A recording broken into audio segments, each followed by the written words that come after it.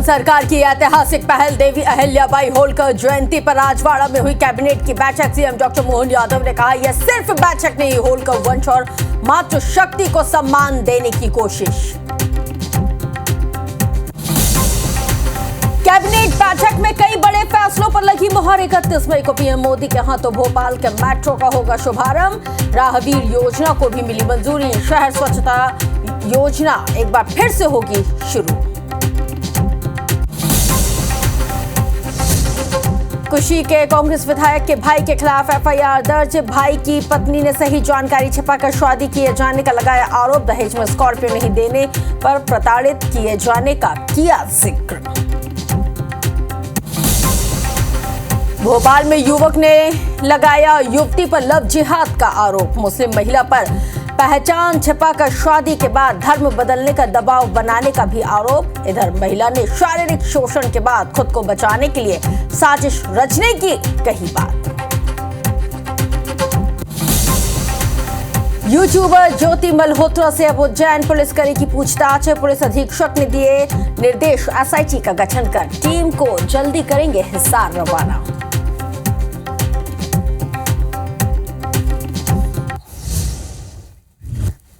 शाम के 7 बज चुके हैं और वक्त हो चला है मध्य प्रदेश की संपूर्ण खबरों को जानने का। तो अब से अगले 24 मिनट में हम आपको बताएंगे मध्य प्रदेश में आज क्या हुआ। नमस्कार, आपके साथ इस वक्त मैं हूं रश्क गौरी।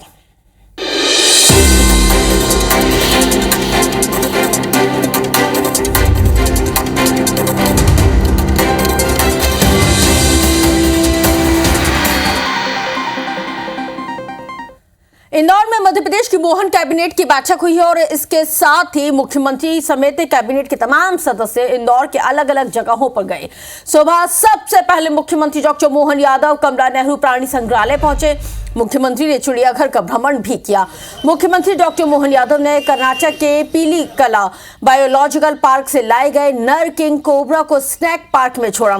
इसके साथ ही मुख्यमंत्री बर्ड पार्क में भी अभिभूत हो गए। उन्होंने पक्षियों को खुद अपने हाथों से दाना खिलाया। सीएम डॉक्टर मोहन यादव ने कैबिनेट की बैठक से पहले होलकर साइंस कॉलेज भी वो पहुंचे। इस दौरान सीएम ने छात्रों से संवाद करने के साथ ही हार्टिकल्चर लैब का अवलोकन किया है। वहीं फिजिकल एजुकेशन विंग के तमाम विद्यार्थियों के साथ सीएम डॉक्टर मोहन यादव ने चर्चा की। इंदौर में लाल बाग पैलेस के जीर्णोद्धार की शुरुआत की गई। इसके साथ ही 47.59 करोड़ रुपए की लागत से इसको फिर से इसका इंफ्रास्ट्रक्चर डेवलप किया जाएगा। सीएम डॉक्टर मोहन यादव के हाथों इसकी शुरुआत की गई। इसके साथ ही राजवाड़ा में कैबिनेट की बैठक हुई जिसमें कई अहम महत्वपूर्ण फैसले लिए गए।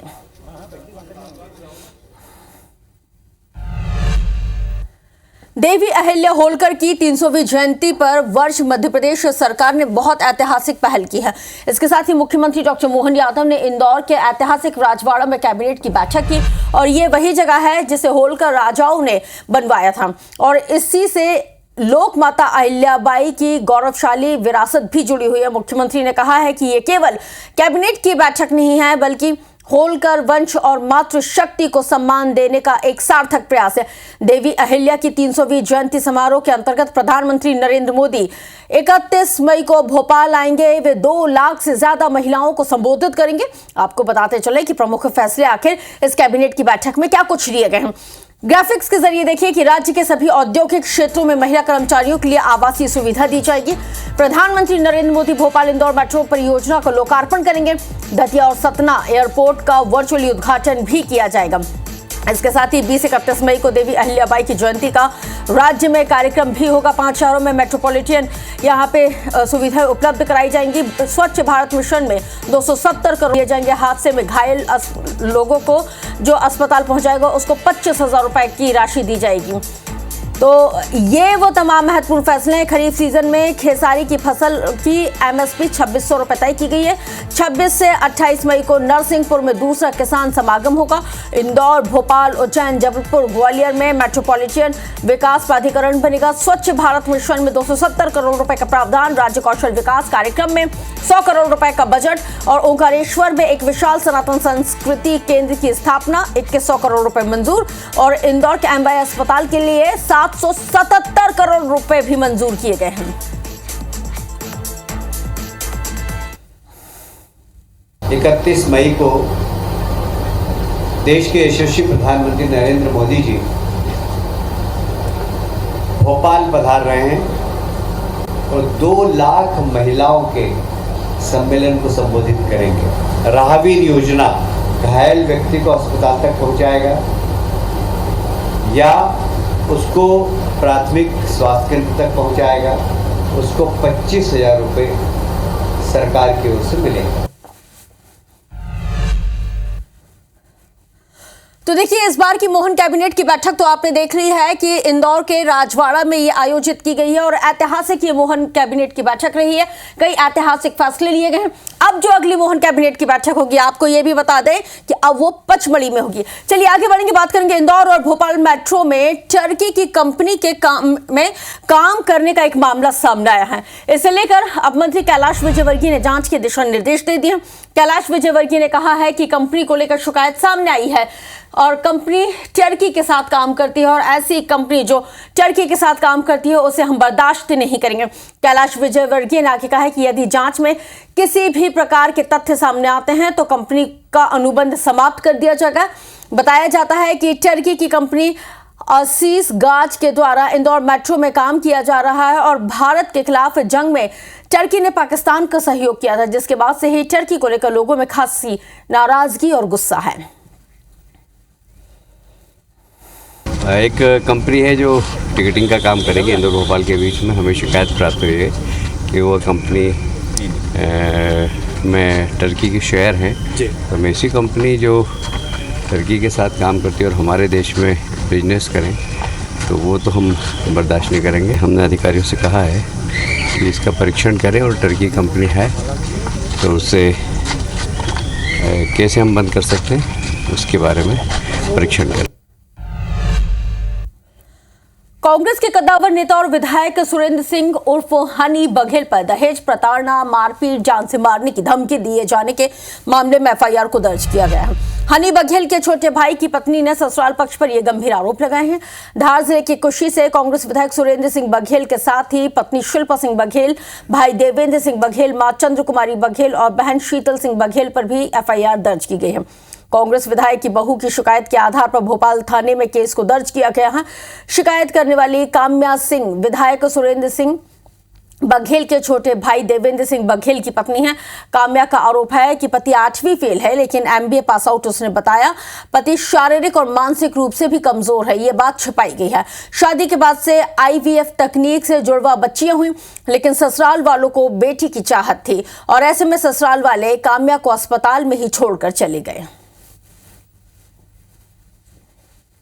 उन्होंने बताया कि खर्चे के लिए पैसे भी नहीं दे रहे हैं और परेशान कर रहे हैं और पति द्वारा मारपीट की जाती है, तो जिसकी एफआईआर दर्ज करके और जांच की जा रही है। वही दहेज का और डोमेस्टिक वायलेंस का मैटर है। तो वहीं जो पीड़िता हैं काम्या, उनसे बातचीत की है हमारी आईबीसी 24 संवाददाता हरप्रीत कौर व्रीन ने। कांग्रेस विधायक सुरेंद्र सिंह उर्फ हनी बघेल पर उनकी छोटी बहू ने दहेज प्रताड़ना, मारपीट, धमकी देने का आरोप लगाया है।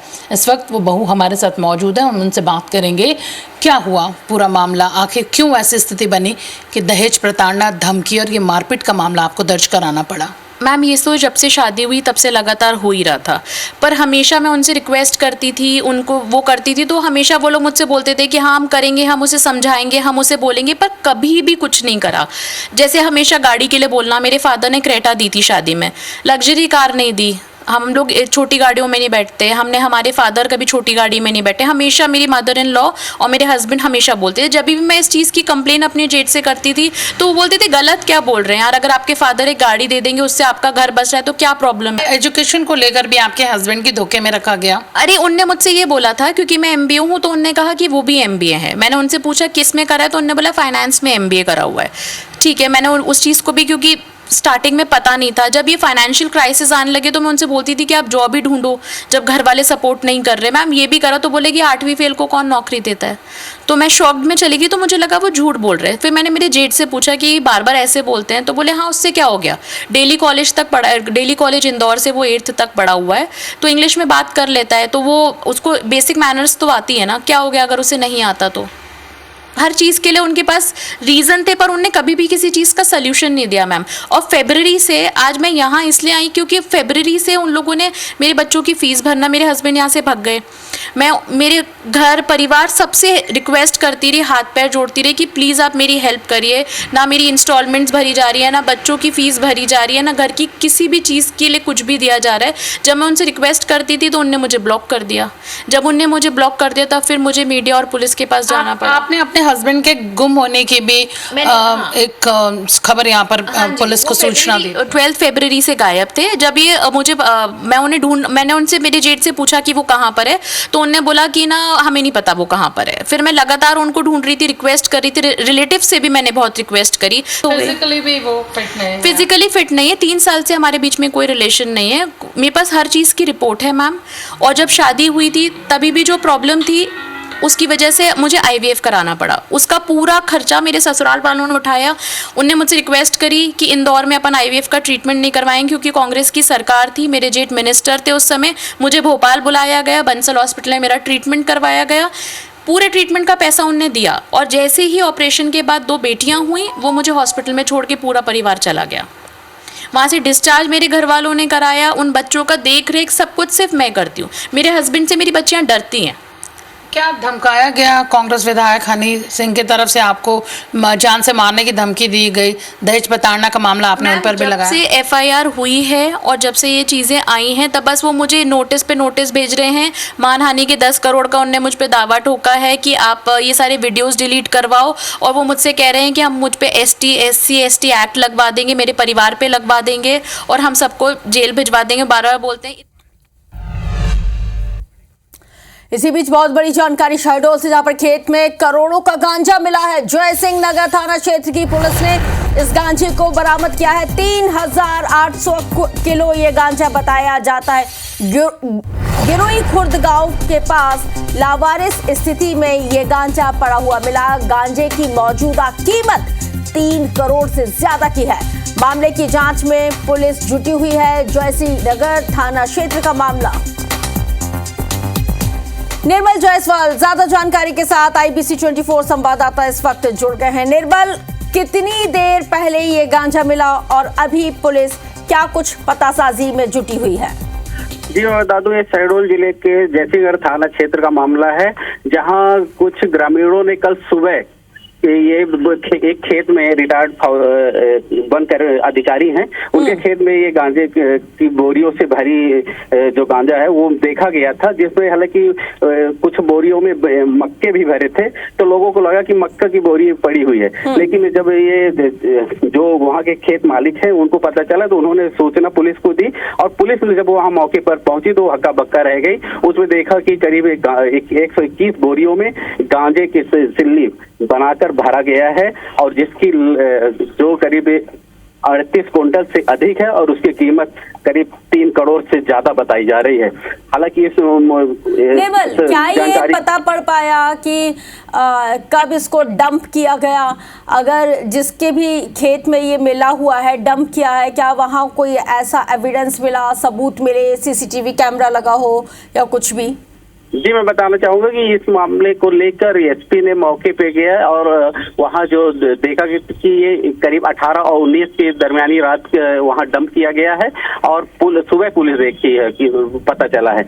लेकिन अभी तक इसमें किसने डंप किया है इस बात की पता लगाने में पुलिस प्रयास कर रही है। जी शुक्रिया जानकारी के लिए।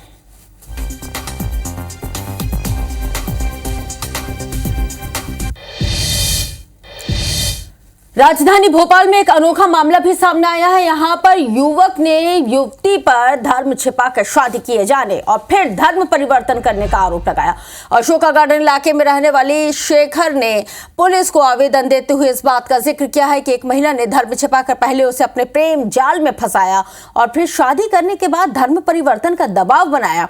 वहीं युवती का आरोप है कि वो पिछले 4 साल से शेखर के साथ रिलेशनशिप में थी। शेखर ने उसके साथ इसी महीने 6 मई को आर्य समाज के एक मंदिर में शादी की और 2 दिन बाद दूसरी युवती से सगाई कर ली। वहीं जब उसने इसका विरोध किया तो शेखर ने उसके खिलाफ लव जिहाद की शिकायत कर दी, जबकि शेखर को पता था कि वो मुस्लिम है। और युवती का ये भी आरोप है कि शेखर ने रिलेशनशिप के दौरान 2 बार उसका अबॉर्शन करवाया। युवती ने शादी रिलेशनशिप से जुड़े हुए कुछ सबूत भी पुलिस को सौंपे हैं। फिलहाल पुलिस मामले की जांच पड़ताल में जुट गई है। तो वहीं अब पुलिस के सामने चुनौती यह है क्योंकि युवक यहां पे लव जिहाद का आरोप लगा रहा था युवती के ऊपर, लेकिन युवती ने भी सबूत दिए हैं और उसने कहा है कि आरोपी को पता था। शादी के बाद आरोपी दूसरी लड़की से सगाई करने के लिए चला गया, जिसके बाद ये सारा घटनाक्रम हुआ है। वहाँ पर हमारी बातचीत शुरू हुई थी। वहाँ मेरे बच्चों का भी आना जाना था, उनको सब पता था। वो मेरे बच्चों के साथ खेलते कूदते थे, खाते पीते थे, उनको सब कुछ पता था मेरे बारे में। नहीं, उन्होंने मुझे अभी कोई धमकी नहीं दी है। शेखर का भाई है चिंटू और शेखर के जीजा हैं राकेश, वो मुझसे बोल रहे हैं तुम थाने में जाके ख़त्म करो मेरे भाई से रिश्ता, तुम मेरे भाई के पास नहीं आओगी, तुम जाओ। उनकी बहन मुझसे कह रही है फ़ोटो वीडियो डिलीट करो शादी के। वो मेरे से बोल रहे हैं नहीं तो तुमको झूठे केस में हम लोग फंसा देंगे बहुत लंबा। एक युवक शेखर सिलावट ने आवेदन पत्र थाने में दिया है। पैरेलली युवती ने भी एक आवेदन पत्र शेखर के विरुद्ध दिया है। दोनों आवेदन पत्र की जांच की जा रही है और उसमें जो दस्तावेज संलग्न किए गए हैं उन दस्तावेजों का भी परीक्षण किया जा रहा है। जो भी तथ्य प्रकाश में आएंगे उसके अनुरूप कार्रवाई की जाएगी। देखिए, मध्य प्रदेश के पशुपालन और डेयरी विभाग के वेटरनरी डॉक्टर्स को हाई कोर्ट से बहुत बड़ी राहत मिली है। जबलपुर हाई कोर्ट ने एलोपैथी और आयुष डॉक्टर्स की तरह ही वेटरनरी डॉक्टर्स को भी 65 साल की आयु में रिटायर किए जाने के निर्देश दिए। हाई कोर्ट ने मध्य प्रदेश सरकार के शासकीय सेवा नियम में हुए संशोधन को असंवैधानिक बताया। बताते चले कि इसी संशोधन के जरिए वेटरनरी डॉक्टर्स को बाकी डॉक्टर्स की तरह 65 साल की रिटायरमेंट एज से बाहर कर दिया गया था।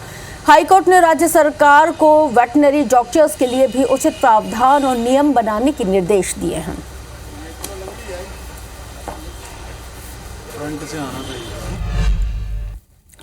उज्जैन के जिला अस्पताल में सोमवार रात एक मरीज के परिजनों ने जमकर उत्पात मचाया है। दरअसल इमरजेंसी वार्ड में एक मरीज को भर्ती किया गया था, लेकिन इलाज के दौरान उसकी स्थिति बिगड़ने से परिजन भड़क गए और इसी दौरान परिजनों ने इमरजेंसी वार्ड में न केवल जमकर तोड़फोड़ की बल्कि ड्यूटी पर तैनात डॉक्टर्स और नर्सिंग स्टाफ के साथ मारपीट की, जिसका सीसीटीवी फुटेज भी अब सामने आया है। वहीं मंगलवार सुबह इस घटना के विरोध में मेडिकल स्टाफ ने काम बंद कर दिया। अस्पताल के मेन गेट पर भी ताला लगा दिया। हालांकि बाद में आरोपियों के खिलाफ केस दर्ज किया गया।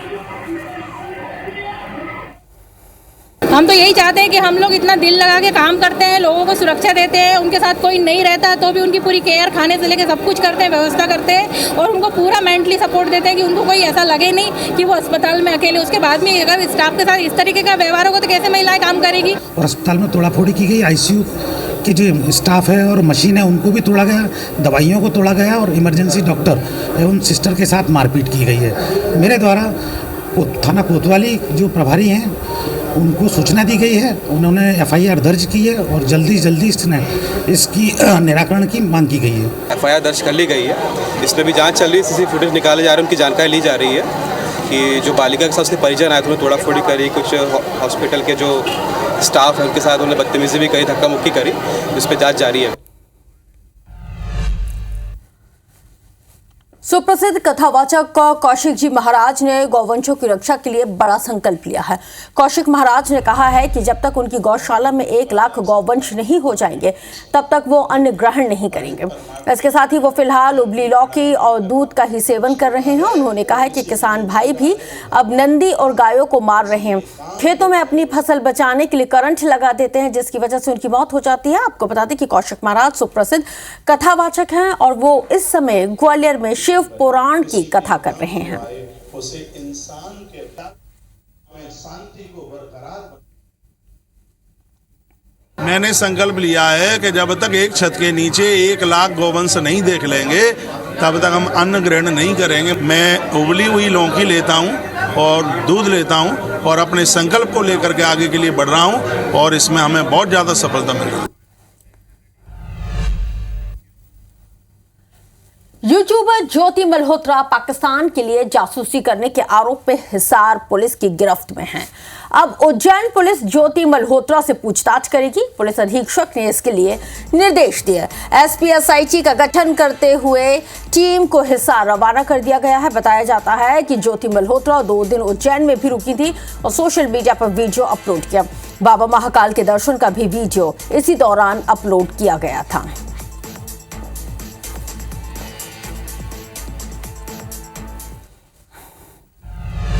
आपको मुरैना की एक ऐसी तस्वीर दिखाने जा रहे हैं जो उन अधिकारियों के गाल पर करारा तमाचा है जो कहते हैं कि गांव-गांव नल जल योजना के तहत पानी पहुंचाया जा रहा है, लेकिन जमीनी हकीकत क्या है, इस रिपोर्ट के जरिए समझिए।